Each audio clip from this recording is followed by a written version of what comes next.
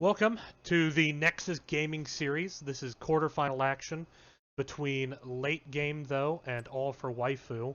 You're gonna have to forgive the kind of hasty nature of how this was thrown together. I am kind of doing this by the seat of my pants because I'm not an NGS caster, but wanted to make sure that this game got casted if possible. So here we are. Joining me is going to be Sir Maka. Sir Maka, say hi. So, full note, we both have something of a conflict of interest in this game, as our team, Misplace Alt, actually plays the winner, which is actually why we wanted it casted. But since no one else was going to be able to cast it, here we are. So, with that, just making sure I am live and that my sound is on. So, um, let's see. We're waiting on Krakazak, who is part of Late Game, though. He was apparently in the bathroom. I hope he washes his hands. But these two teams are All for Waifu are the fourth seed in Division C of NGS. And Late Game, though, came in the last week actually looking like they'd be on the 6-7 line, but won a 2-0 to get to the 5 line. So, you know, they're close in seeding, but I think Mackie, you can agree with this. There seems to be, and again, some conflict of interest. There seems to be a pretty big gap between the 4th and 5th place teams in Division C. Wouldn't you agree? Yeah. So the top 4 seeds, Misplaced Alts was 1, Azeroth Falcons 2, Misfit Island, who played Jimmy's Got a Gun yesterday, actually won the series 2-0 fairly handedly. A couple weird hiccups on Dragonshire, but ultimately never really was out of control of that game. But what I guess heading into this series, we are going to see so the maps that were banned. We will not be seeing Dragonshire. Dragonshire was banned by All for Waifu. Infernal Shrines was banned by Late Game, though. All for Waifu won the toss and chose first draft pick. So Late Game, though, decided to go to Brax's Holdout. I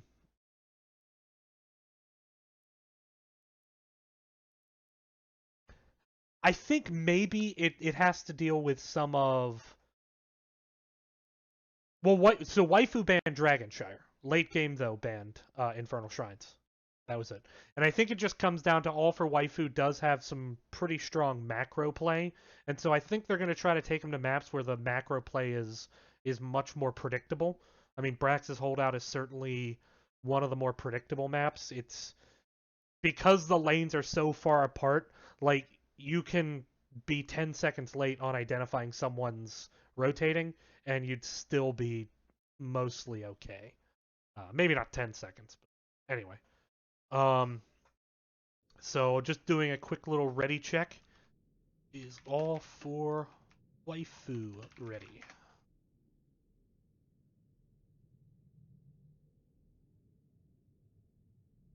Nope. Okay, they're not ready. And actually, it's not for Waifu, it's for Waifu.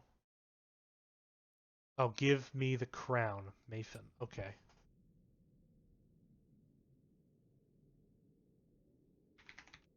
Our crown's correct. I know High Curtis. See, I know Speedcuber's the captain. Okay, they're ready? Ready? All right. We are going to jump into this. So, both teams have some tendencies that we're familiar with. I don't know how much I want to get too much into them, but heading into this, who do you think has the edge on this map? Since we've scrimmed and or we've played both, we only scrimmed late game though.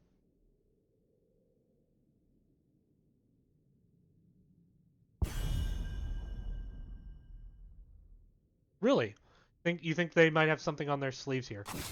I mean, it'll be interesting. We scrimmed them, and they definitely put up some fights. I think they have some interesting drafts. We'll see. Waifu is going to be pretty much straight away banning that Tassadar, not really wanting to deal with that.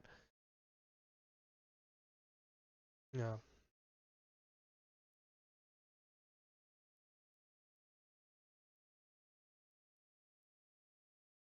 Yeah.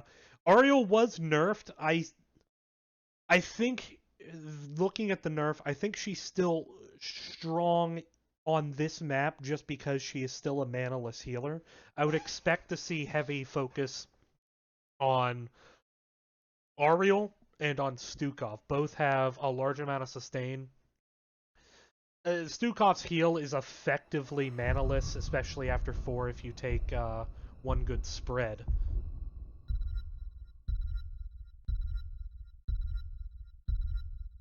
Yeah, I think it'll have. So there is the Sylvanas ban. So that tells me one important thing. I got the sides of the screen right. So all for Waifu is on the left side of the screen. I do have that correct. Because I know late game though wants to ban out that Sylv.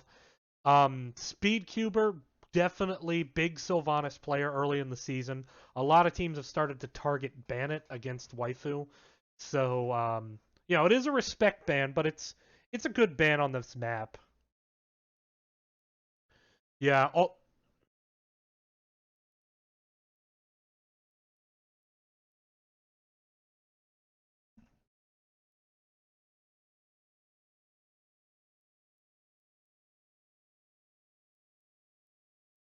yeah, I think it's definitely good for the map. Any map where you have an objective that comes into the lane and pushes. So you're talking BOE, you're talking Infernal Shrines, you're talking Braxis. Sylvanas is going to get a lot of value. We are seeing the Anub'arak first pick. The Anub'arak, a lot of priority, especially among some Div C teams. I think it's just that Cocoon is something that at this level, and I include myself in this, teams aren't always the best at countering that one person lockdown. So I do like the pick. Yeah, it doesn't reveal. You can pair so much with the Anub'arak.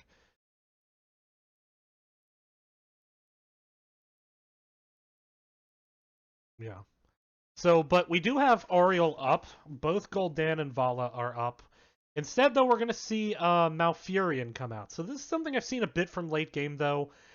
I gotta be honest, I love the Dahaka pick. I don't like the Malfurion pick. Um,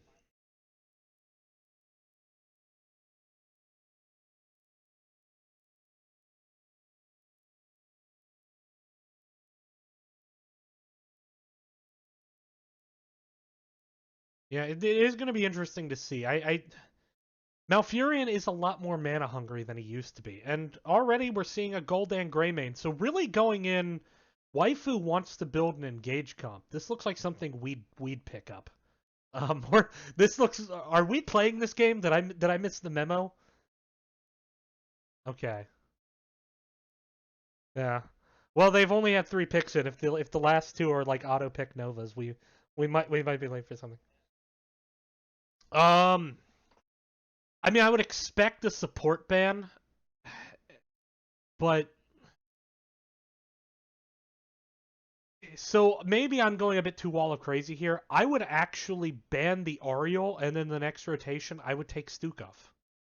Um, and the reason for that is again, I think Malfurion's actually really good with wave clear. I think he's good with blow up combo. I think that silence from Stukov could be strong. Or I could see the other way. I would expect either Stukov or Ariel banned. I don't want to see an Uther ban. I think Uther with his mana issues is non-viable. We are seeing the Ariel ban. Yeah. Yeah, and we are seeing the Vala ban. So maybe, well, trying to deny that damage. I don't think Vala pairs well with Malfurion. I kind of want to see a second support here. I could see if Stukov would be a really good choke. I could also see a Brightwing pick, or I could even see a pseudo support like a Tyrande or a Medivh maybe. I could see Zarya. I could see Zarya actually, and that would make sense with the Vala.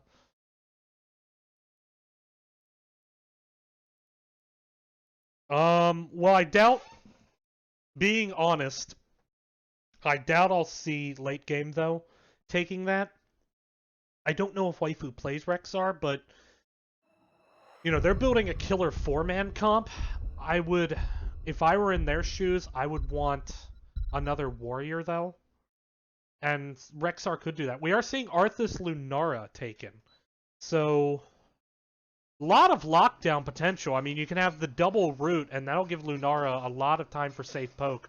We are seeing the Brightwing come out. This is a choice that Waifu likes. I guess the Malfurion could have actually been a denial in hindsight, because I do know Waifu plays a lot of Malfurion and a lot of Brightwing. There's your Rexar. Can't wait to see Waifu lose so I can just rub this in your face every time you suggest it. I...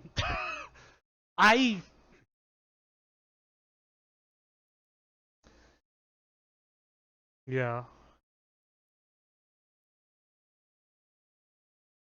Yeah.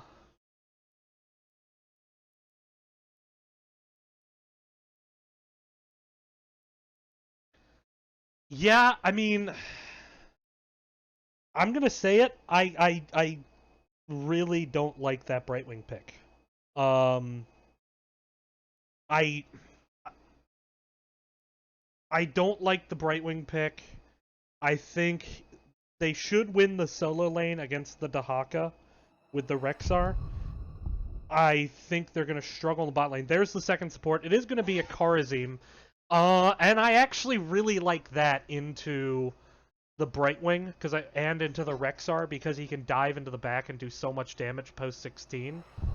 The issue is this map is usually decided before level 16. So, I don't know. I think there are some interesting options. Looking at who you think won draft, I think I've made pretty clear who I think won the draft, but who would you say?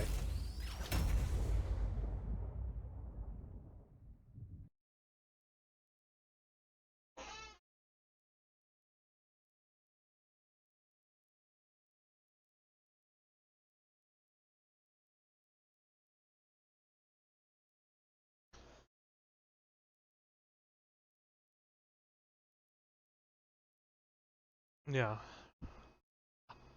I like the Rexar pick, actually. I think if Waifu changed exactly one thing, they would have won this draft extraordinarily hard. And that is Stukov instead of Brightwing.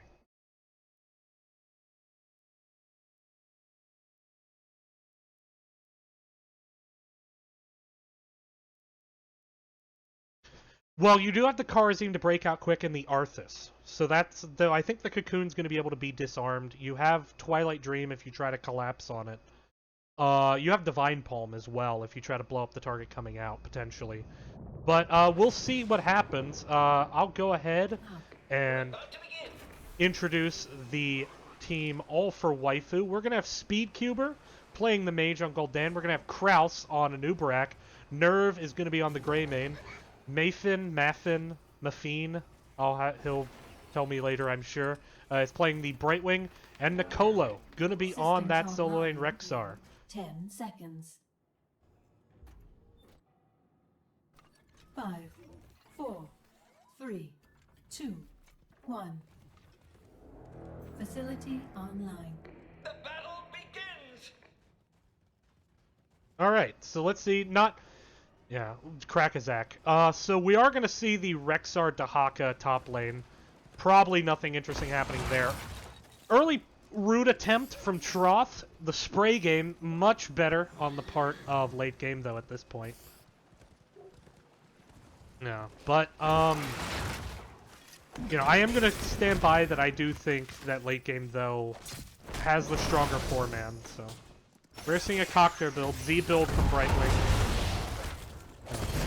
Both teams feeling each other out. No one really taking damage. There's the first Cocktail. Some damage onto Hobbs. Stun attempt on the Troth with the root on Kraus. But, you know, with this double support on the side of late game, though. A lot of good poke from the side of Waifu preventing Lunara from really doing much. Both teams, though, gonna move down and fight over this regen orb. And Anubarak in a bad spot. Kraus gonna have to burrow out the poison damage, though. Gonna take him down. Nerve is backing up. And late game, though, gets the first win.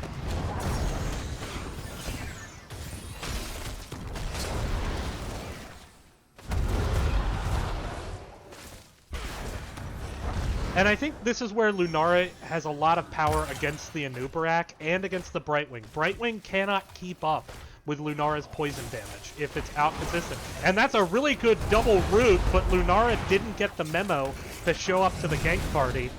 And Greymane gonna be able to sneak away without really any follow-up. And slight XP lead off that kill. Right now, we're seeing the Bear playing much more patiently than the Rexar up in the top lane. Both teams have...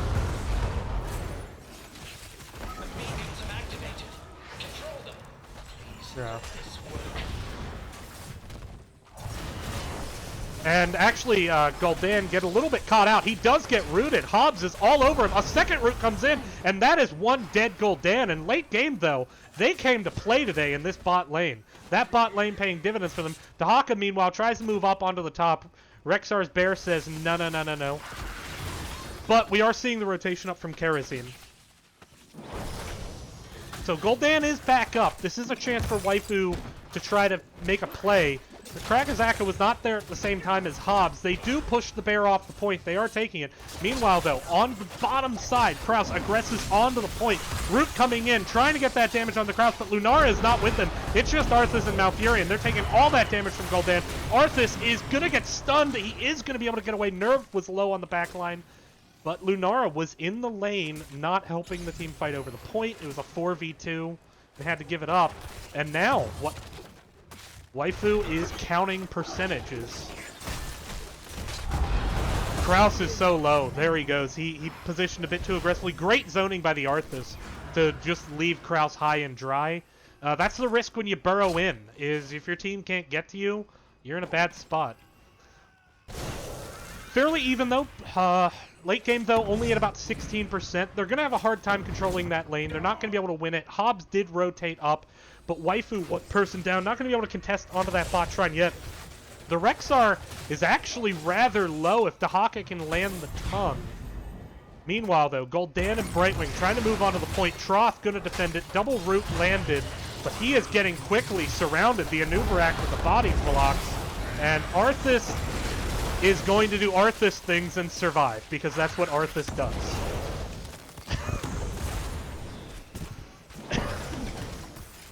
And despite the 4v2 now, they're going to back off for a bit. Kraus does burrow back in. Lunara walking in that bed of barbs, going to get slowed, might pay for that. Cocktail comes in, but meanwhile, up in the top lane, Rexar does get picked off. So they managed to hold in the 4v2, not letting them get any kills on the bottom. Late game, though, taking a big lead, half level in XP, and now they're going to be able to take this point, I think. Polymorph onto Malfurion. High Curtis is low. Brightwing focusing him down, but the rest of the team did not get the memo on High Curtis. But Lunara going to get jumped by the Greymane, and now there is no damage on the side of the late game, though. Nerve is going to be able to get Dark Flight out of there, and that is 2 more kills. 3 for nothing on the bottom. But 100% goes over to late game, though. Do you think that was worth the trade?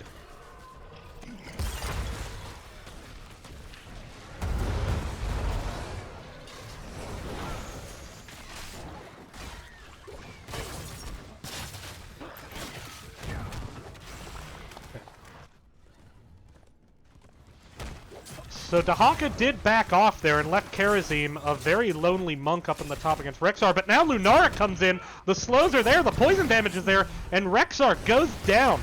Bot wall, though, all those 2 Ultralisks, all that Zerg, all they're going to do is get the gate and one of the cannon towers. They do drain all the ammo, however, but good defense there by All for Waifu. Although the Rexar probably should have played that a bit closer to the chest.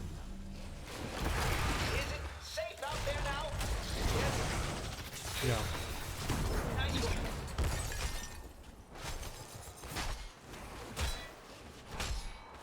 Yep.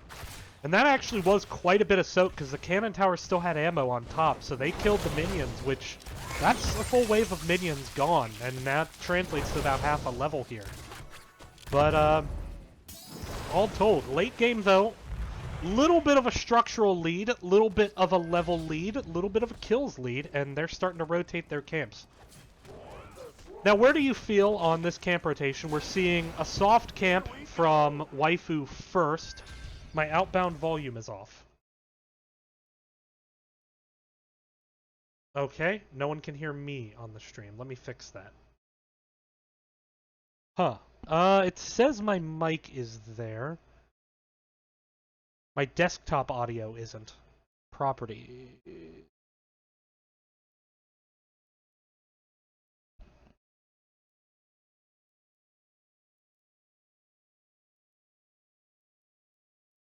Back with the body blocks, and Arthas is going to do Arthas things and survive, because that's what Arthas does.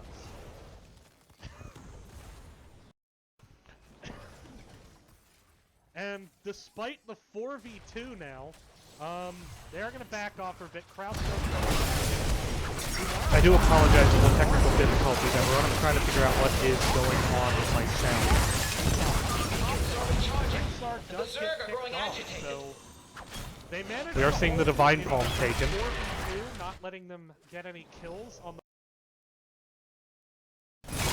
Twilight Dream taken, Thornwood Vine, Army of the Dead. I'm hearing myself on the stream, so I'm not sure what the issue is.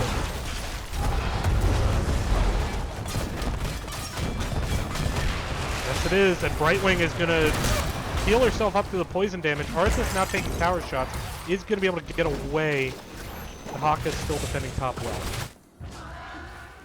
I do apologize again for the technical difficulties, everyone. For clarity, Mackie, were you saying they couldn't hear me or they couldn't hear you?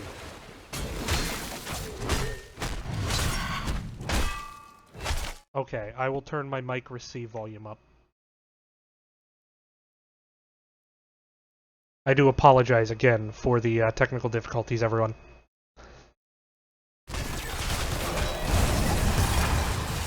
Brightwing gonna separate with the Emerald Wind. Lunara going down. Nerve on the backline. Gets the root. Is the poison damage gonna be enough?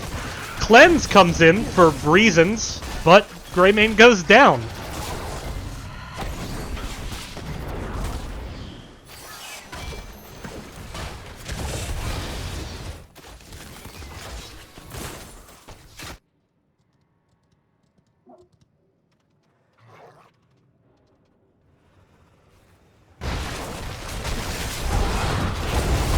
Now, I'm not sure why Malfurion rotated up. Kharazim did rotate up, and now with that, seeing the 3v2 opportunity, they do go in. They manage to take out Lunara. Twilight Dream coming in, but it's about to become a 4v2. Late game, though, needs to back out. I think there's a bit of a miscommunication, and combo onto Arthas.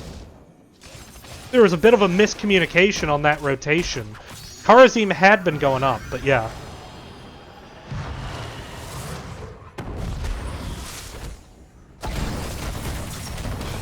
Yeah. Speaking of rotations, Brightwing phase shifts in, and here comes Greymane, and now they're going to have to give up bot. But Malfurion going to be able to step onto that point and take it back. So, still 70%. They did get an Ultralisk. Worst case scenario, they're still going to have a good wave. Question is, how much does Waifu get here? Malfurion and Lunara defending this point. Going to be really hard, and actually there's the Cocoon to try to turn it into a 2v1. Late game, though, not really committing to either top lane or bot lane. Now it looks like the rotation's coming bot. Good Horrify to secure the point further. Anub going to have to go away. It's going to be a 4v4 in the bot as Greymane rotates in, but late game, though, is able to get onto the point. Meanwhile, Dahaka trying to look for any opening onto this point, trying to get some damage onto Rexxar in the top while this poke war ensues. Kraus just says, I'm going to walk up and take this, and immediately regrets that decision and burrows out to avoid the roots. Yes, he is. The dive is there. Emerald Wind trying to force Ren to a bad spot. They are a bit deep, but they manage to get the Greymane kill. Is Kharazim going to be able to get out? He does not get the self-palm off, but the Twilight Dream gets the silence onto Anubarak, gets the kill on the Brightwing and Anubarak. It's a 3-for-1. Gul'dan, all his damage is doing nothing. This should allow late game, though, to capture the shrines, as we see 3 people up top. Rexxar not even willing to sacrifice Misha here. And it should be...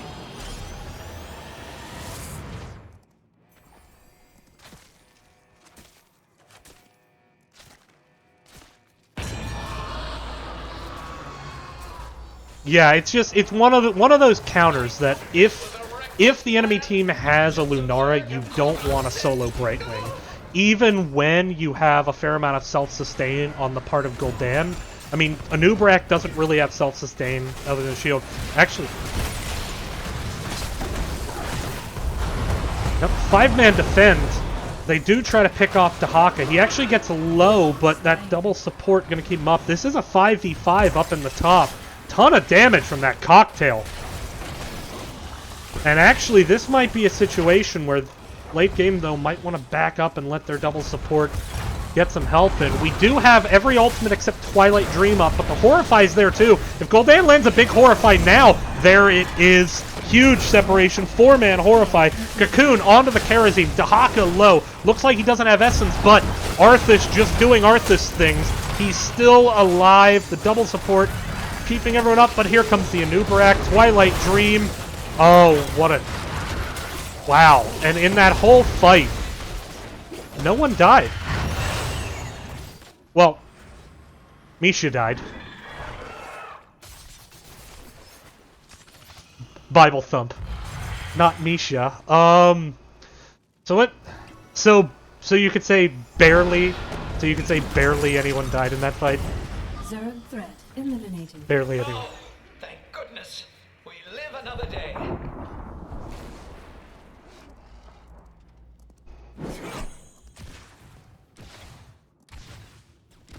I love that decision by Waifu, though. They saw that, okay, look, they got our fort. They got, with that whole Zerg wave, they got a fort, and then we forced them to back off. Let's go take theirs. Structurally, they're even. Now, the key is, when level 16 hits, Karazim is going to become a lot harder to deal with.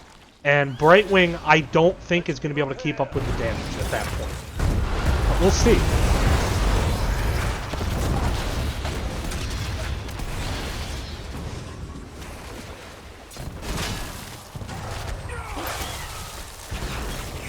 No.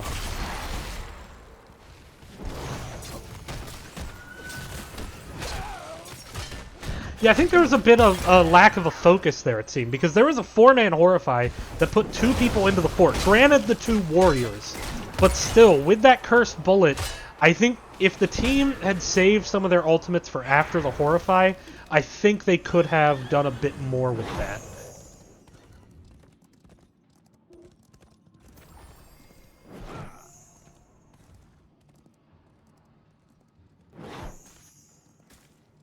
Dahaka going the mobile burrow. So trying to make sure he doesn't get caught out there. Big Twilight Dream coming out, but no real follow-up. Tongue missed by Krakazaka. This is a 5-man push on the bot. Anub'arak is low. Brightwing trying to blow the Emerald Wind to get away. Trough so deep. Taking shots from the cannon. The Divine Palm hits. Brightwing goes down.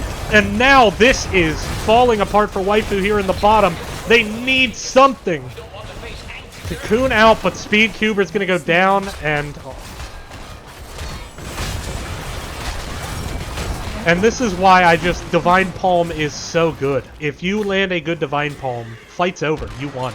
And still no level 16s, and a death from Gul'dan and Brightwing, and Rexxar is just going to have to say, I can't hold this, and just back off. I think death timers are still a little bit short, and I think the objective is more important to them. They do have both forts down, so this Zerg wave is going to go to keep. And I really love that decision to 5-man push on bot. Open up the fort, just so that way your Zerg wave is going to get more value. Especially because, with the way math worked out, because both top forts were down, Waifu got a huge advantage in that their Zerg wave was going to be top. But here comes the 5-man invade on the bottom. We are going to see a big fight over this. 16s are in.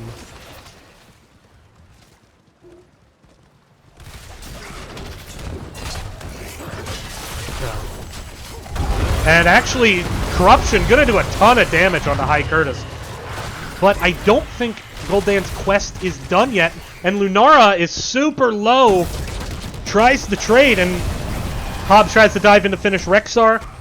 Horrify gonna save him. But just not enough healing coming out from Brightwing. And the Anub'arak gonna get 86'd. by that Twilight Dream, but Arthas goes down to the Greymane combo. That double support doing everything they can to keep Krakazak up, and they do take the point, however temporarily. Gul'dan's Horrify comes in. It does, or not Horrify, Corruption. It does have the quest complete. It did bounce back that time. And red team, though, gonna be able to hold this. Late game, though, goes 2 for 1.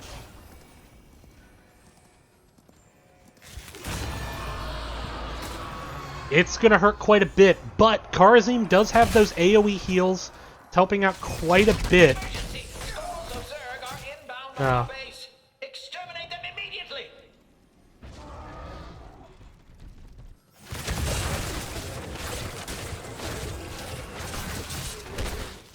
And this is a 100 wave to 6 Zerglings. Doubt the 6 Zerglings are going to get too much done up in the top, so we'll focus down here on bottom keep. Huge Lunara Thornwood Vine coming in, hits everyone, and the Dahaka grab is going to pull out Rexar and get the kill.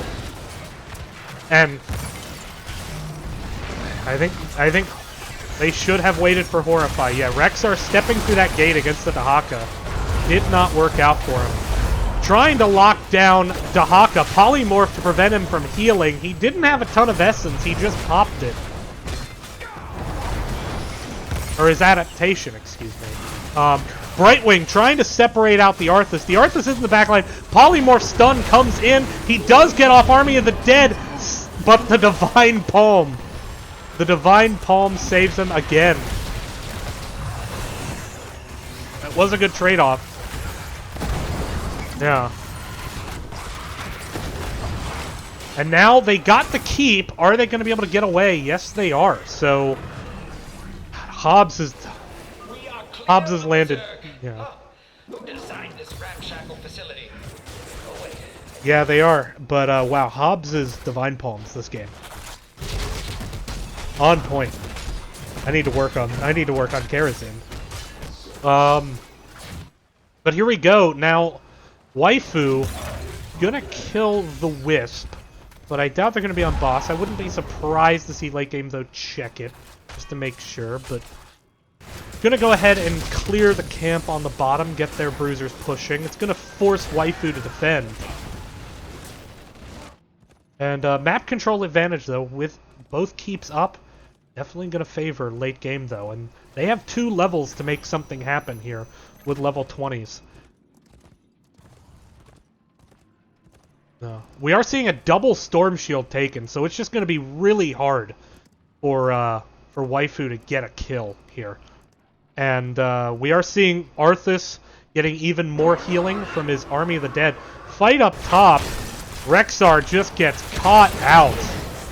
And he is down, and that is not going to help matters. It is not. And actually, Essence Claw is taken from Dahaka, so just trying to make sure that he's always able to self-heal. There's just so much self-sustain on late game, though, that it's just so difficult for kills to be had by Waifu. And now they're actually going to take the boss with the Rexar down. Waifu sniffing this out. Root comes in. I don't think this is an invade they can get, but they may have to try. They're going to, I think, try to get in position to use Horrify and Emerald Wind to steal that boss. Late game, though, slowing down how fast they're clearing this boss. Doing a good job getting the purple, but oh, so much damage from Gul'dan. Puts Lunara super low. And now here it is, low health bars from red. Anubarak's going to dive in. There's the Horrify. Is the boss steal going to be complete? Kraus is low. Emerald Wind going to secure the boss. Now the question is Waifu going to be able to get out of here? Anubarak goes down. So much damage from Gul'dan, but all that sustained. 3 kills. They get the boss steal, but they may have just lost the game.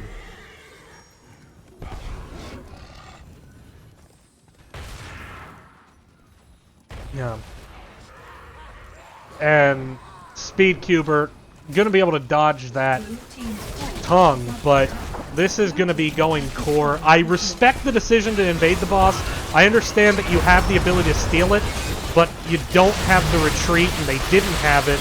It's just Gul'dan and Rexar. Gul'dan can do a lot of damage, but this double sustain, while Lunara actually taking quite a bit of damage. Support's trying to focus on keeping her up. There's 2 kills onto Lunara and Karazim, but it's not going to be enough. And game 1 Going over the late game, though.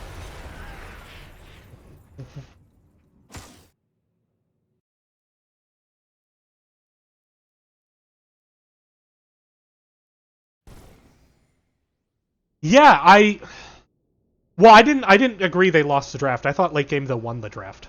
My reason being just if Waifu took Stukov instead of Brightwing, I do think Waifu would have won the draft. But I think because they went the Brightwing, I did think late game they would win the.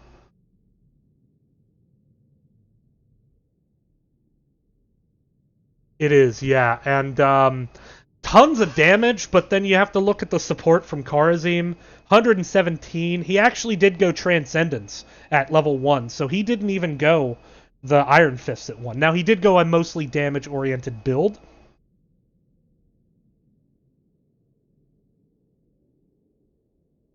100%, yeah. Smart rotations.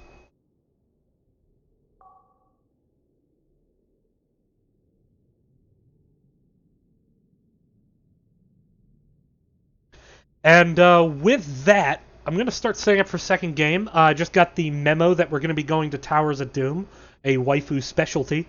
Mackie predicted this one coming down the pipeline. But I just gotta say, I was really I actually loved late game those draft, especially once I saw it in action. Because what was the support's job in that game? They didn't have to keep Arthas up. They didn't have to keep Dahak up. All you have to do, carry the damage dealer. And Lunara was able to deliver, especially into that Brightwing, who, you know, if you're going against the Lunara, you're not gonna win the long fights with a Brightwing. But with that, I still think there were a lot of good plays from Waifu. I like the idea of that boss invade at the end. It was knowing their ults. They had the ults to take that boss, but I think ultimately it was just a bad decision because you're going 4 into 5 against level 20. I think at a certain point you just soak the lanes and try to use that time to get 20. So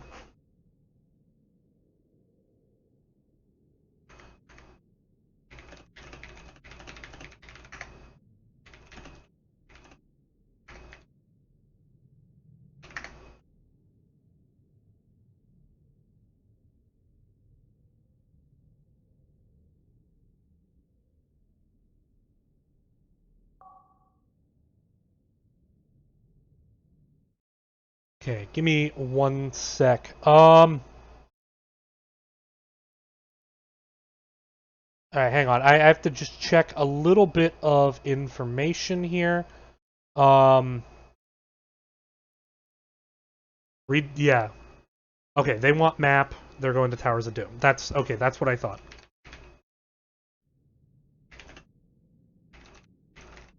So I'm gonna get this game set up real quick. I'm just gonna put up the black screen for a second, and I'm gonna mute our audio.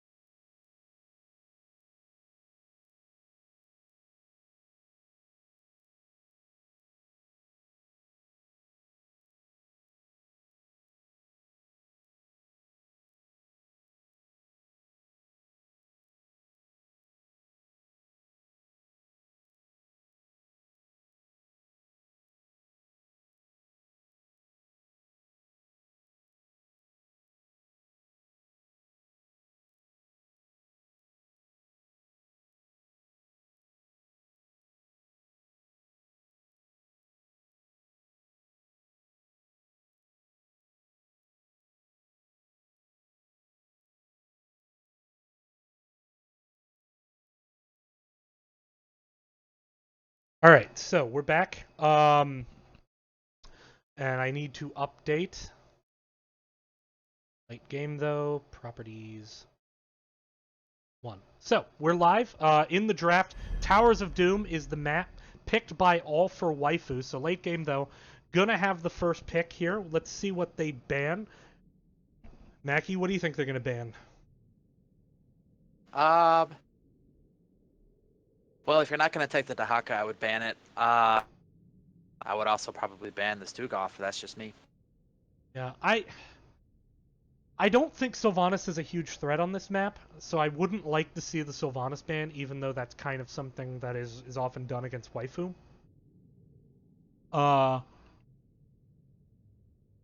It does allow you, if you win the team fight, to quickly take a fort before you cap. So that's potentially some advantage. They are going to do the Sylvanas ban. I think you lose so much in team fights that, we'll see what happens. So Sylvanas ban does come down the line. Hovering of a TAS ban. Waifu just not wanting to deal with that. Yeah, I think that's more of a denial ban right there, which is good scouting on their part. So Dahaka's on the table. They did pick him last game. He performed pretty well. Given the circumstance, he wasn't going to be a big playmaker because he was into the Rexar. He had to be so good. We are going to see the Arthas pick, so really prioritizing his survivability. Yeah, that's a pretty good pick here. He's got great survivability. He's also got great crowd control. So I would definitely say that's a pretty good pick here coming out for late game, though. What do you think you're going to see here on Waifu's part? Do you think you're going to see 2 assassins come out? I would expect them to take Gul'dan because that seems to be Speedcuber's comfort pick if he does not get Sylv. I'm not happy that I'm expecting to see that, but I expect to see that. Tyrael surprises me this early. We're actually seeing a Tyrael Vala. So now it looks like we might be seeing, rather than a Gul'dan hypercarry, some attempt at a Vala hypercarry. My issue is I don't think I've seen either team play Stukov when it comes down to it. So see what happens there. But we see a Tyrael Vala, we see the counter Rhaegar with the Greymane. So mountains of engage on the part of late game though. What are you thinking seeing this draft so far? Well, I think that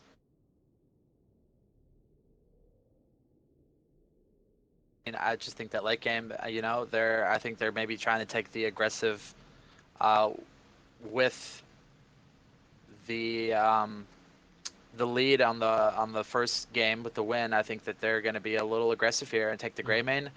The Rhaegar is a solid pick as well. I'm curious to see who they ban here. I bet there goes an Auriel ban at some point to try to take away the healer for the battery they have on Vala. I'm just kind of curious as to what they're going to ban here.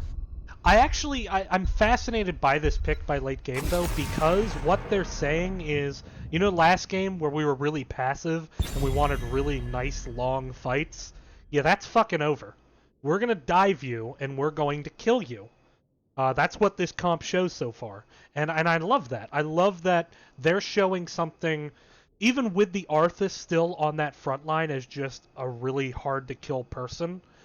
I expect to see Arthas, continuing to just push into All for Waifu. And with just a Vala damage dealer, so far, I think they're going to need a lot more damage to deal with it. But we'll see what happens. Dahaka ban. This is, I think, the farthest I've ever seen Dahaka get into a Div C draft. Correct me if I'm wrong. I mean, certainly with us, but that's because, we're apparently the Dahaka team. Yeah, I mean, it's a pretty good ban. I mean, his global presence is something that's always a priority, and so there's a lot of bans. It's the mouth ban. I like that because what they're doing is they're trying to force I think they're trying to force the support onto Brightwing again. I don't want to necessarily reveal too much, but Waifu has seemed in the past who have a fairly limited support pool. I've mostly only seen Brightwing and Malfurion, and I think they're trying to force onto the Brightwing because I think they can just build a comp to blow it up. Yep. Yeah. I mean, they've already built an aggressive comp. Kael'thas, though, comes in, so there's the big damage dealer to try to prevent that dive on the Vala. And a Garrosh. So this is... Garrosh is legal in the playoffs. This is... I believe did we see him last night in the Misfits game? I can't remember. I don't think you watched. I did not watch, but I'm not sure. I think he was in one game, but I'm not sure. So we are seeing the Garrosh to initiate.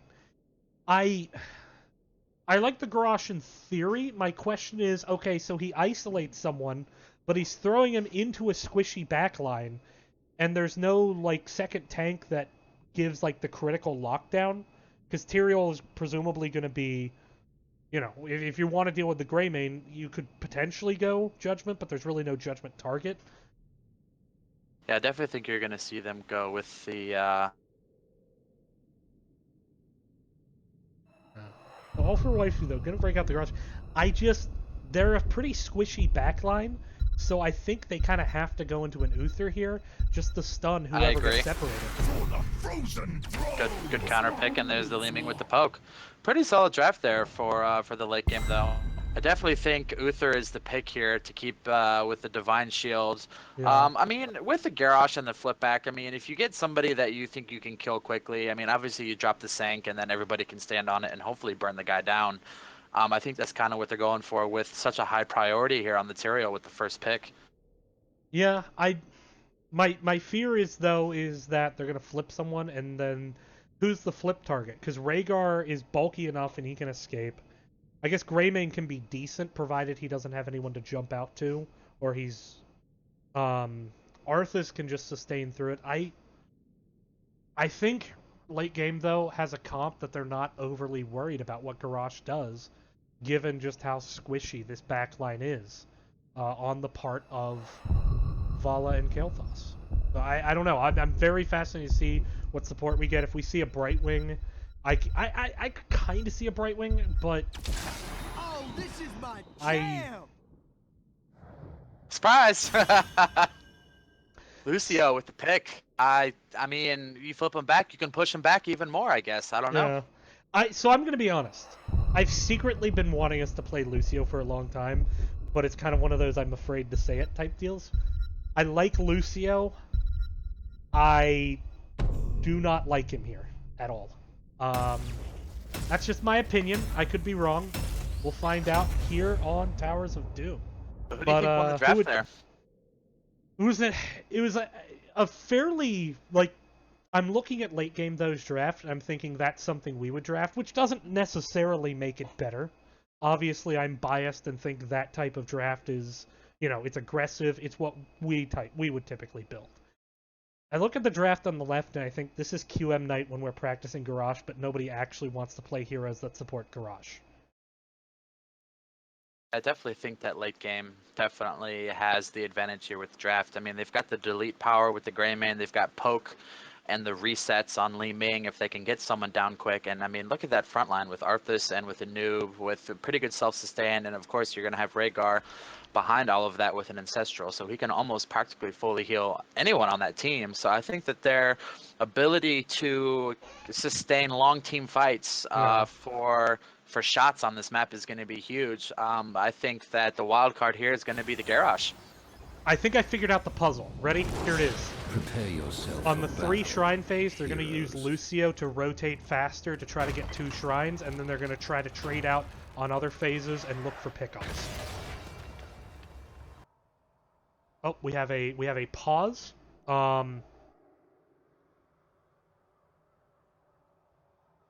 Okay, we have a 3-2-3. So okay, going in 3, 2, 1. All right, so we have on the blue team, we're gonna have Nico gonna be playing the Garrosh. We're gonna have Kael'thas The being battle played by begins Speedcuber. in Kraus gonna be on that 10 Vala. seconds. Nerve going to be on Tyrant, and Mafine is gonna be on the 5, support Lucio. 4, 3, Over on the late game, though, we got 2, Troth on the Arthas 1. tank. We got Hobbs on the Grey Main. Well, High Curtis what are you is waiting playing for? the Li Ming. McCrackazak is playing the Anubarak. And I lied. Robinwis is on the Li Ming, and High Curtis is on the Rhaegar. Alright, so here we go. 5-man fight.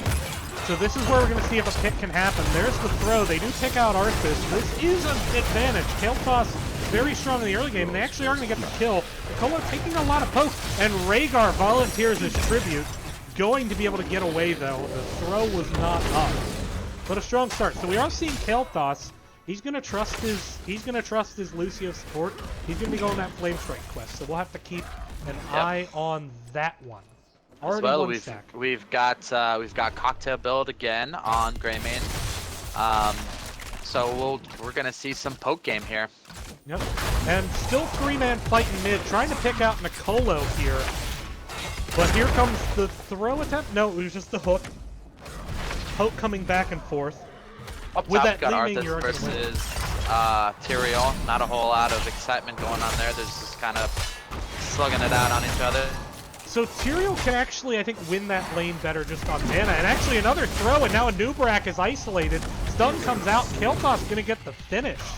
And, you know, couple pickoffs that I think could be avoided by just respecting Karas better. Some teams still learning to play against him. He is the newest hero. But you're leaving Rhaegar alone against the Vala, and I can tell you as a person who plays Rhaegar quite a bit, you don't want to be going against a ranged assassin in the solo lane on that Rhaegar. Vala now going totally to agree. rotate up to the mid. What are we going to see on the splits? Looks like Tyrael going to try to solo that top left, or at least he'll be able to stall it. I think they're going to try to get a pick on Go bot. forth and claim the altars. Nice poke check on that push to catch out the Rhaegar. 4-man, huge Arcane Orb. Gonna force the Amped up from Lucio early, but that's his big sustain. Hobbs, though, spreading that living bomb. He's very low. Tyrael got the channel. He's down. Greymane has to go tap. Arthas has come down, trying to stall at the point. Rhaegar going super aggressive onto the Vala, but he's gonna lose that trade. And these are just, I think, little mistakes that if they can correct, they'll be fine. Huge poke to stop the channel, and now they have to body block that Li Ming. They are going to do it. Actually, Kraus just going to back away. Greymane, though, he smells blood. Let the gravekeeper Vala's going to get back behind that wall. So Hey, you gotta be careful with that KT, you know, can't spread that living bomb. exactly. But already, late game though, up in the top lane, they caught back up a little bit in soak. Vala's going to be a bit slower to rotate. Should still be able to get that entire wave up top. Arthur's wave, they're not fast enough to push that up to the cannons. Meanwhile, we're having Anubarak versus Lucio in the bottom lane. This may go down in history as the least interesting matchup ever. He's gonna rotate up. He's going to rotate up, trying to get the 3-2 advantage. Rhaegar coming in, doing Rhaegar things and grabbing his siege camp solo. We are seeing a healing ward because of the double warrior. I like that choice. KT's only got 5 stacks right now, so he's got to be careful, try not to get caught here, lose his stacks. I don't like Rhaegar's positioning. He's testing a Kael'thas, and actually he just blew his bite there. I think Kael'thas could have chased with the gravity lapse, but not wanting to get rotated on by that Greymane. Both teams kind of posturing around. Red not wanting blue to be comfortable getting their camp. Meanwhile, though, Arthas playing this top lane, very, very patient, waiting for Vala to rotate away. She does. 4-man onto bot to clear these sappers, preventing the wall damage, but that's a huge commitment of resources. Meanwhile, they could potentially lose some soak. Oh, but High Curtis is going to get caught out, but so much damage on that Lucio. The bite trade, but he is going to be able to survive. The question is High Curtis? Oh no, Lucio goes down to the Greymane, but if he trade healers, now the question is Nerve going to be able to get out? Hobbs is very low. He's going to eat that KT Flame Strike, though. So a lot of action. Great trade. Yeah, lots of action down here. Again, the Garrosh tossing back and actually did Rhaegar a favor there. He was able to just get right on that Lucio and almost take him down. Greymane there to finish up the dirty work. I am seeing High Curtis position a bit more aggressively than I would maybe like. but I think it's something that the team can learn as they play. And actually, oh my goodness, they catch out Garage. He has to blow himself unstoppable. Thanks to that 40 armor, he's going to be able to get out. Tross, very low, trying to 1v1 that Fala. Gonna get low, is the self-sustain there. Here comes the dive. Vala going, or Tyrael going very aggressive onto that Arthas, and now Vala's low, and this Shrine is almost certainly going to the late game, though. They do get the kill on the Vala. KT at 10 stacks now, but with that Rhaegar, gonna get both Sapper hits very probably down here. Really good fight there by late game, though. Hobbs is definitely, again, bringing the A game here. Last game he was doing very well on the carry team. This game here he's on the Grey main, and he is just a brick house right now, just cleaning up all the kills, and definitely a force to be reckoned with. Yeah, he's doing really well so far. 2 kills, 0 deaths. He's knowing exactly when to go in. He's getting maximum value out of his dive. Just smart, heady play by him. But, you know, I mean, it's 32 to 32. I mean, the EXP is pretty even here, and we all have the same structures up. So, you know, not a whole lot here to panic about if you're Waifu. You know, just gotta... A couple more cannons down on the side of Waifu, but otherwise, you know, it's there. I think Waifu needs to just work their pickoffs. Right now, I think they're maybe rotating a bit too predictably. You know, they have a comp that's going to need to get the pickoffs. But they're not going to lose the race to 10 by much at the current rate. Vala, though. Grey main coming up. Going to scare Vala off. No real hard engage onto her. And this 3-man bot lane continues to work. But cannon walls now completely down in mid. So if late game, though, wins a big fight, they're going to take that. And actually a huge rotation on the bottom. But... Waifu sniffs it out, they back up, they play safe. 10's coming in with the ults. We got Curse Bullet. Did Vala get the memo, though? I don't think she did. Bite comes in, there's the Li Ming. Tries to turn around the Rain of Vengeance. Maybe misclicked there because she stepped back into the line of fire. And that is not what Waifu needs, a pickoff on their big damage dealer. Hi Curtis does a good job disarming that living bomb. Ming still has yet to choose an ult. There we go. Disintegration. You got the cocoon up. Classic KT with the Phoenix. Lucio here with the sound barrier. Yep, you got the sanctification. You got the Warlord's challenge here on the Garrosh. I think they're going to try to pair that up with KT's burst just to try to kill one of the Legion murders. Speedcuber getting caught out, yeah. He tried to go for the stall and just had no vision on where late game though was. They do manage to trade out. Nerve the channel on bottom. Cocoon though going to separate him. Root, are they going to be able to get the Lucio with the disintegrate? They are not. And now Nicolo flipping High Curtis over the wall. That is one dead puppy. And Nerve is actually going to be able to get away with about 3 HP. Wow. So that was actually a really good turnaround there by Waifu. That's bad. Rob wins on this Li Ming has been very quietly throwing some massive damage out here with the orbs. She has been, but they weren't able to get a kill on that bottom fight, and actually High Curtis was the only one to go down. Once again, positioning a bit aggressively. I think especially when you're playing into this Garrosh, you just need to accept the fact that you're going to not be able to do the kind of things you'd like to do on Rhaegar. Oh my goodness, what an invade! Huge damage by the Li Ming. Sanctification is only going to delay the inevitable, but Vala does get quite a bit of poke onto the Anubarak, but Rhaegar says, don't worry guys, we got this. What an invade, big pickoff. So much back and forth in this game. Yeah, you're starting to see the map do a little seesaw action here. Late game pushing, trying to take the bottom, they got it. Now the question is, do they rotate up to mid and try to push that in? Because the wall is gone mid. And actually, this is going to force a reaction from Waifu, where they're going bottom. Boss right now if I was late game though, and we might be seeing them rotate up. Maybe. Nope, they're gonna posture up. They're gonna posture up. On they're not going for boss. Vala's still down on bottom though. This is a situation where if they lose this fight, they're going to give up a lot more shots than they would give up if they just let that fort stand. Vala does get the transfer, so it's only going to be 4 shots. Nerve cocooned in the backline. Troth does get flipped over the top, but that's really not the target you want to be flipping. Speedcuber, is he going to go down? He is not. He died earlier though, so his quest was already reset. Nerve just stalling out HotS. Big delay coming in. Vala comes in. Big rain of vengeance. Gonna get Li Ming low. Another big rain of vengeance. And first kill actually, or second kill goes over to Waifu. Garage was the first kill. But now Poke War over this last shrine. Slight advantage to late game though at the moment. Nerve dives into the back. Is Hobbs gonna go down to this? Oh, Hobbs uses a perfect claw to get away. Lucio does not chase Hobbs to get the finish. Instead now having to back off, but Garage back up. Arthas still 5 seconds away from spawning and actually has a longer rotation. Vala just trying to do damage, but really good zoning now by High Curtis and the Anubarak. Phoenix comes in, but just misses the interrupt. What a great job by late game though, using the level 13 advantage to just bully them off the point. If that fight went any longer, it could have gone in the favor of Waifu, but I totally agree.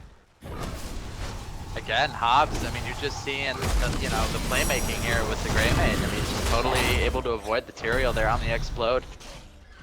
We are seeing camps being rotated, and actually they're going to check if Rhaegar's at this camp with Nerve. They're looking at it. It is a 4v4. Cursed Bullet comes down a bit early. No real follow-up potential there. More of a warning shot than anything else.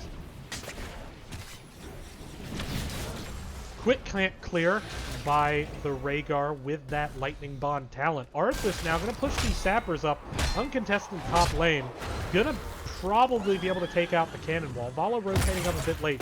4-man rotation now on the bottom as both teams want to push in their sappers.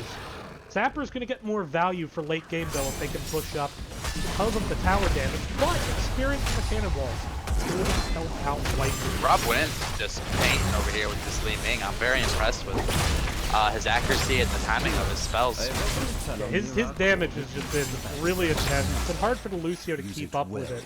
That amp it up cooldown, it's a lot like Stukov. You have a burst heal that is on a very long cooldown, and otherwise you just have really slow sustained heals that are more for topping off between fights than actually healing in fights. Alright, so we got 3 altars coming up here, and still on the same talent tier here. Oh, but a pickoff here onto Arthas. Is it going to land?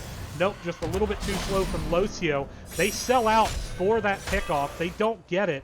And they're giving up the bottom shrine to do it. The question is, are they going to be able to win this top right shrine? Vala going to be very late on the rotation. Huge amount of damage on the Arthas, but the Ancestral lands is going to keep him up. Greymane dives in, perfect sound barrier to keep Nicolo alive. But here comes the Anubarak onto the back line, flipping Kael'thas out. Good flip by Nico to save Kael'thas' life. It absolutely did, but that is 8 shots to 4, and it is now a 12 to 24 game. Nerve breaks out of the cocoon. Gonna be able to get away with the Tyrael. So much damage from Li Ming. Oh, but is there a flip? Hobbs in a bad position. He's in Worgen form. Is he gonna be able to jump out? He does not. No, he does go down. Turns around with the Curse Bullet onto Nerve. Trough so low. Trough gonna go down, and Tyrael gets flipped forward. He says, "Nah, man, we're good. We're done. We're done." But that was. I'm rotating the boss. I'm rotating the boss right now if I'm Waifu. I think Waifu should have rotated the boss, but they are going to go grab sappers instead. I don't think the 2 camps are worth the 4 shots. Especially at this point in the game when you're down double. Yeah. And even at this point, I mean, if you're going to do that, well, the EXP is pretty similar. So, well, especially I mean, I when would have... These are not going to threaten their fort. Like, they're going to take out cannons at most.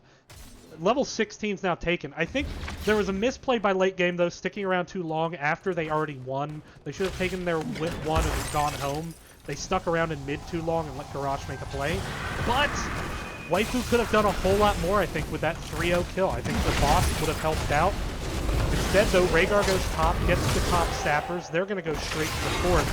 But is Troth going to get thrown? He does get separated. Li Ming trying to zone with the laser. There is no healer here. And so much damage coming out from the KT Living Bomb. Greymane goes down. Arthas goes down. Anubarak is going to go down.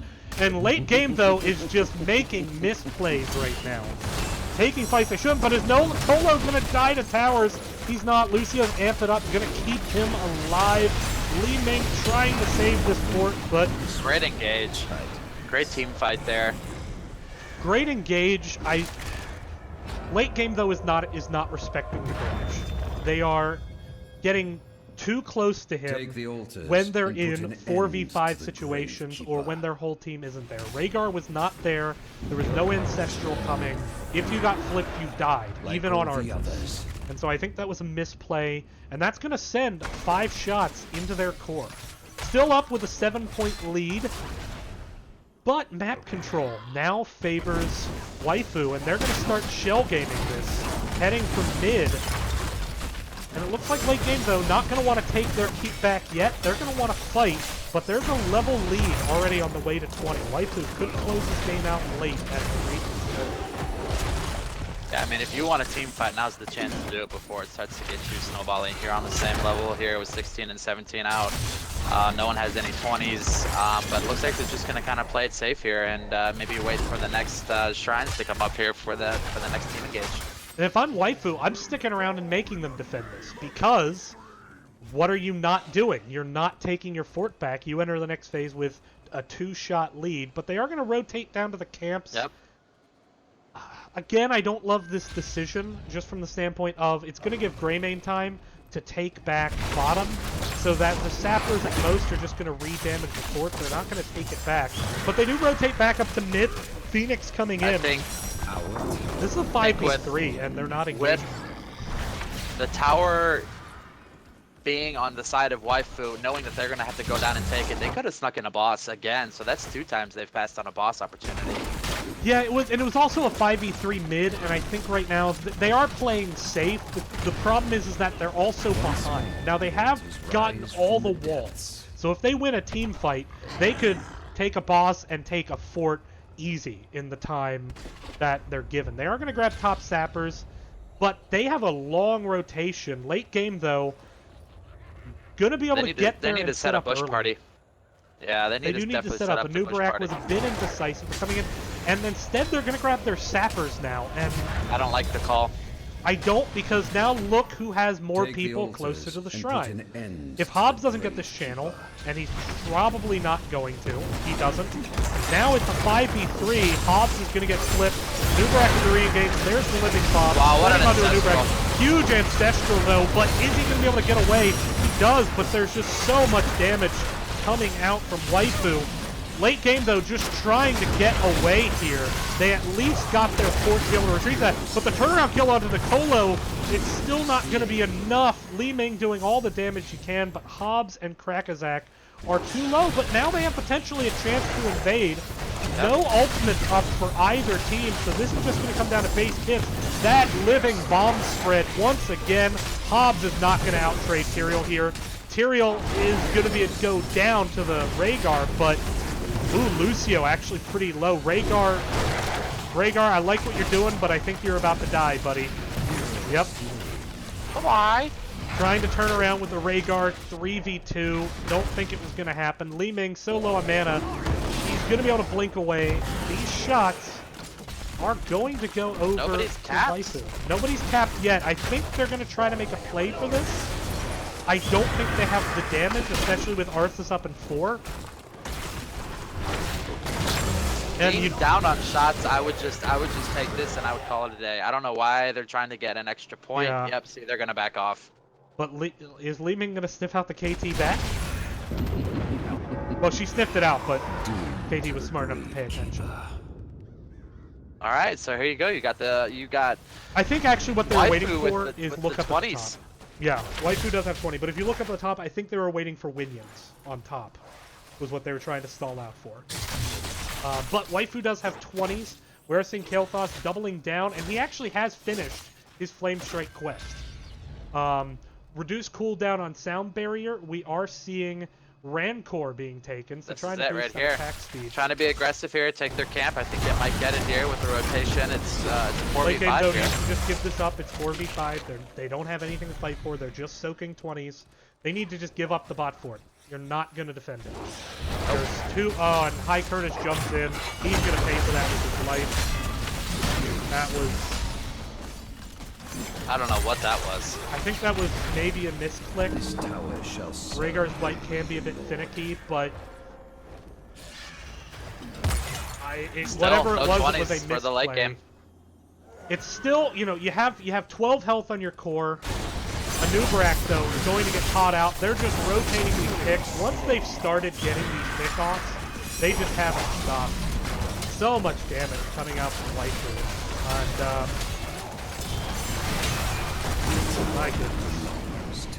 Yeah, Well, that's starting to look a little GG-ish. Yeah, they're going to grab top. They're going to grab top shrine.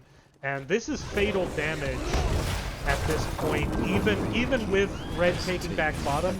If this next phase is double shrine, and it is, this is fatal damage. This is a lethal, as to borrow a term from Hearthstone. The altars And with those rise. sappers in the top lane, even if late game though gets back mid fort and has time to rotate, this is still lethal damage if they don't win at least one of these shrines. So Yep. actually, no, I am doing my math wrong. It is not lethal. I thought late game got the 12. They still have the 15. But they have no Anubarak, and they're fighting right now. Flip onto Hobbs. The flips have just been on point. Hobbs gonna try to get the ancestral. He does get it in time. Meanwhile, Arthur's doing Arthur's things and just refusing to die. This is a 4v5, but they're managing to survive through it for now. Anubarak finally starting to rotate in. Arthur will just not die. Tyrael's actually the first to go down, but there's the turnaround kill onto Greymane. But Garrosh now down, and this is... They took a fight 4v5 and won a 2-for-1 with Anubarak coming in late. I cannot believe that Trump stayed alive. Oh, but a that Speedcuber going to entire finish off the Arthas. Arthas trying to trade out with Speedcuber. It's coming. High Curtis comes in with the finish. High Curtis went and got the bottom channel during all of that. And what a huge turnaround. We were talking about lethal damage because some bald motherfucker doing this cast can't do math. And now we're talking about how is Waifu going to come back from this. Krakazak needs to just leave, though, here. Respect that damage from the Lucio. Respect the chase potential. They don't. That was a mistake. Yeah. And they still haven't gotten the channel. They made the same mistake we just talked about, trying to make too much happen. You get that channel off, and you're getting 4... Well, I guess they would have only gotten 3 shots because of the top lane. But that's still 6 to 12. Now, you're looking at a lot of damage from that Vala. They do manage to get the channel off. A little bit of a misplay, I think, by the Lucio, not going in with the quick poke using his speed. But, 12 to 5 now. Man, what a game. This is... I can't keep up with it. Great Yeah, name. I mean, I gotta say, I am absolutely very impressed right now with High Curtis. His ancestrals have been on point every time. They have been. They have been. He's made a couple bad decisions. Right, and actually Vala now gonna be going low. High Curtis. As I talk about bites, there comes the one that kills Vala. Cocoon secured that happening. The camp steal is there. Look, they got the camp, boys. Back off. It's 5v4. You've won. Just back off. Get your resources back. You're doing fine, late game. Here comes rotation. And there they go. They back off. They got the Vala kill. They set themselves up for a really good power Curtis, play. yep, he's got to go back. He needs to heal up. But this is a time to take a boss. And if you take a boss here, you only have 1 core health left on the part of Waifu. Any shrine will do it. They're actually going to rotate mid, trying to keep this lethal game advantage. They do get the mid quick, and actually Nerve going to get caught out there with the root, blowing the Sanctification. That is a huge cooldown to blow before a team fight. But Ancestral is also down. Ancestral will be down for a minute, Sank down for about a minute and a half. Vala's going to be back up in time for this, but this is lethal damage now onto Waifu on a single shrine. And actually, Nicolo comes in, taunts the Anubarak. Arth is separated out. Sound Barrier trying to keep Nicolo alive. Re-engage from the Anubarak. Lucio's now low. Garrosh goes down. Lucio goes down. Cocoon onto that Tyrael, I believe. That is going to be game. Yep, Tyrael goes down. That is it. Wow. The altars have risen. What did we just watch? Another tower. Great game. That's what we just watched. Yeah, great game. Oh man. So, late game falls for the first pick. Then they're like, oh, we're not going to have that happen again. And they don't fall for a pick for a long time. And then they just start getting picked, and then picked, and then picked. And they're like, okay, enough to screw around, boys. And then they just kill Waifu and win the game. Is that an accurate summary of what we just saw? I couldn't have said it better, my friend. 19 I definitely to thought 17 that kills. Speedcuber there with the KT definitely brought the pain. Cross definitely on the Vala had some great follow-ups and he had some great ults there. But I got to give the MVP to High Curtis there. I mean, the Rhaegar Ancestrals on the Grey Main there saved his life. I think I counted 3 times, and I mean, what an absolute great game. So it should be, if I'm counting correctly, 1-1, and we're heading into the final game. No, it's Zo 2. Late game though just won. Well, okay then. Late game though just won the series. So congratulations, late game though.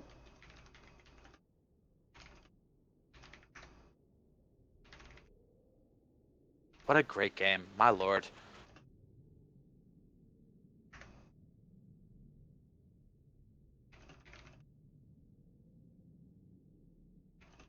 That was a total treat to watch. Oh man! Wow. Okay, so I was just informing both teams that, although I'm sure they're well aware of what the score was. So late game though, taking a 2-0, that is a big upset. This is, we talked about the big gap between 4th and 5th place, and boy, Waifu, they had their moments, but I was so impressed with how late game though, both games, they played the way they wanted to. They played the safe, passive, slow style on Brax's holdout, and then they played that hyper-aggressive dive. They made a few slip-ups, but when it mattered most, they got exactly what they wanted. So, just what a series to watch, but especially that game. And I'm going to go out on a limb and guess who your MVP is. So I'm actually going to beat you to it and say that Rob wins on that Li Ming. He made those fights. I mean, his damage was insane. The damage was good. The poke was good. Positioning was well. Overall, played a really good game. Definitely agree that Li Ming game there was quite impressive coming from a mage player. It was. Although I do have to give a special shout out. Hobbs, even when he got thrown, he always did a good job getting trades. I called out High Curtis a couple times for a couple aggressive bites, but overall, when it came down to the big 5v5 team fights, guy was immaculate. Had great cleanses, had perfect ancestrals, just did everything he could to keep his team alive.